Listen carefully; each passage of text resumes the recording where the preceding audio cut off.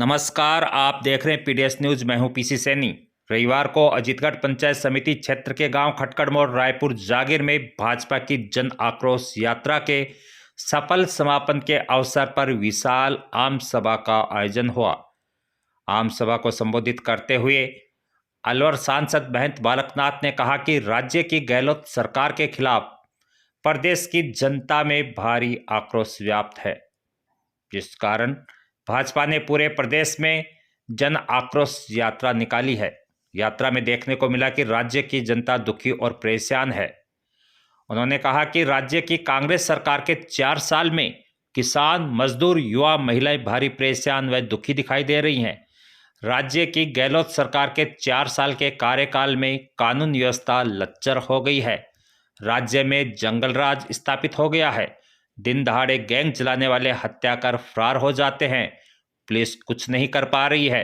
सरेआम महिलाओं पर अत्याचार बढ़ गया है। दुष्कर्म की घटनाएं बढ़ रही हैं, लेकिन राज्य सरकार कानून व्यवस्था बनाए रखने में असफल हो गई है। उन्होंने कहा कि एक तरफ राज्य की जनता दुखी व परेशान है, तो दूसरी तरफ कांग्रेस के वरिष्ठ नेता राहुल गांधी भारत जोड़ो यात्रा निकाल रहे हैं, जिस कारण पूरे सरकार व प्रशासन व पुलिस इस यात्रा में लग रहे हैं, जिस कारण से जनता के कोई भी कार्य नहीं हो पा रहे हैं। सरकार इस यात्रा में दुरुपयोग कर रही है, जिस कारण आने वाले विधानसभा चुनाव में प्रदेश की जनता कांग्रेस का नामो निशान मिटा देगी। महंत बालकनाथ ने कहा कि राजस्थान में बीजेपी में कोई गुटबाजी नहीं है। पूरे राजस्थान ही नहीं, पूरे भारत में बीजेपी एक है। उन्होंने कहा कि जो इस कांग्रेस सरकार के कार्यकाल में राजस्थान का मान सम्मान गिरा है, उसे हमें वापस लाना है।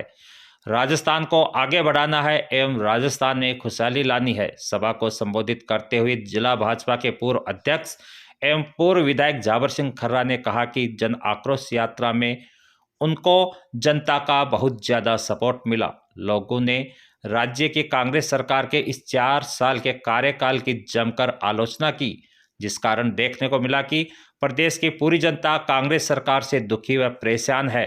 उन्होंने कहा कि श्रीमाधोपुर विधानसभा क्षेत्र में पिछले 4 साल में दलाली प्रथा का बोलबाला रहा।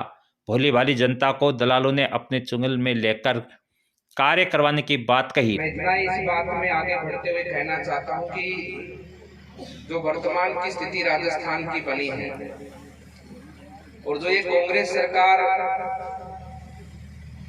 एक गलती के कारण आज सत्ता के अंदर बैठी है, इस सरकार ने बैठने के बाद में जिस प्रकार से राजस्थान के मान सम्मान को गिराने में कोई कोर कसर नहीं छोड़ी।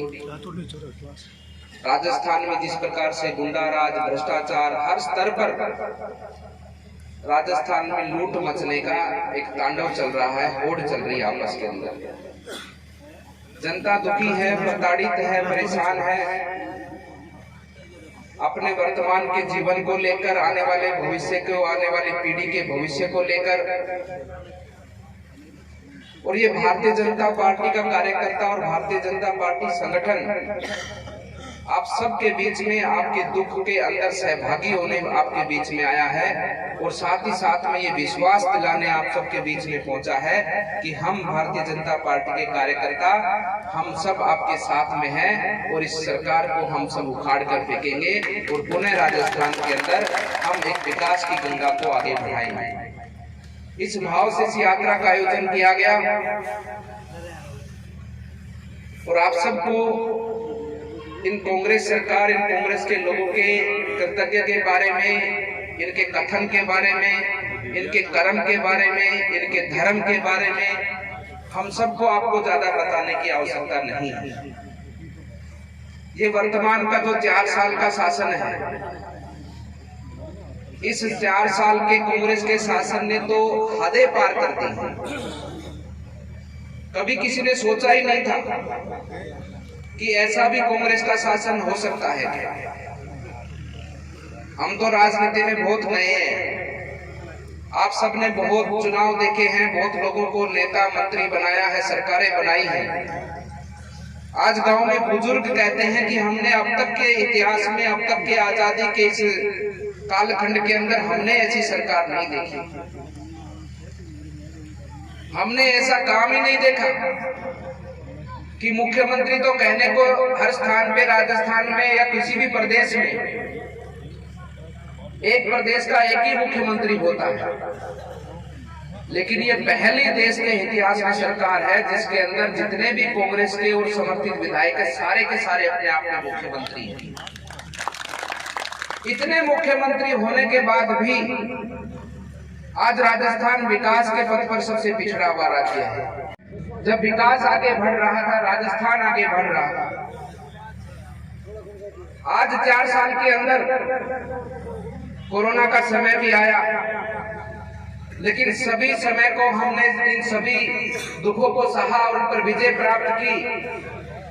लेकिन उसके साथ साथ में जिस प्रकार से राजस्थान को शौर्य की गाथाओं के नाम से जाना जाता है, वीरों की भूमि के नाम से जाना जाता है, राजस्थान में अतिथि देवो भव का सम्मान स्वागत होता है।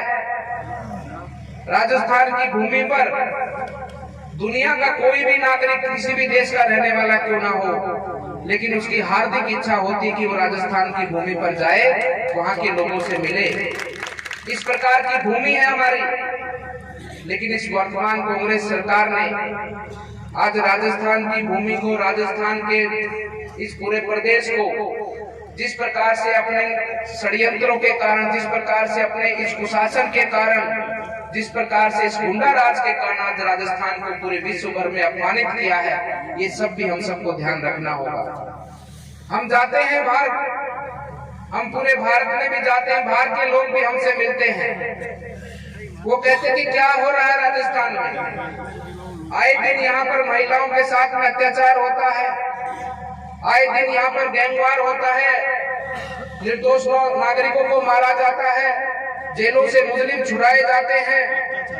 आए दिन यहाँ पर भ्रष्टाचार की खबरें सुनाई देती हैं, आए दिन यहाँ पर अवैध रूप से खनन होता है। ऐसी कथाएं आज राजस्थान की कहीं भी जाकर किसी भी अखबार में, किसी भी टेलीविजन में हम सब लोग सुन सकते हैं, देख सकते हैं। ये राजस्थान की भूमि को हम सबको संभालना है। ये उसी भाव से भारतीय जनता पार्टी के कार्यकर्ता आप सबके बीच में पहुंचे हैं। ये संगठन सत्ता के लोभ में नहीं है। इस संगठन का निर्माण केवल राष्ट्र के उन शहीदों को, सपनों को पूरा करने के लिए हुआ है। इस भारत भूमि को पुनः विश्व गुरु बनाने के एक संकल्प के साथ इस भारतीय जनता पार्टी का उदय हुआ है। इस भारतीय जनता पार्टी का इस बात का संकल्प रहा कि हम धारा 370 तोड़ेंगे। ये वही भारतीय जनता पार्टी है जिस भारतीय जनता पार्टी ने भगवान ध्वज हाथ में उठाकर कहा था कि हम राम मंदिर बनाएंगे। ये वही भारतीय जनता पार्टी है जिसने राम मंदिर भी बनाया और धारा 370 भी तोड़ी।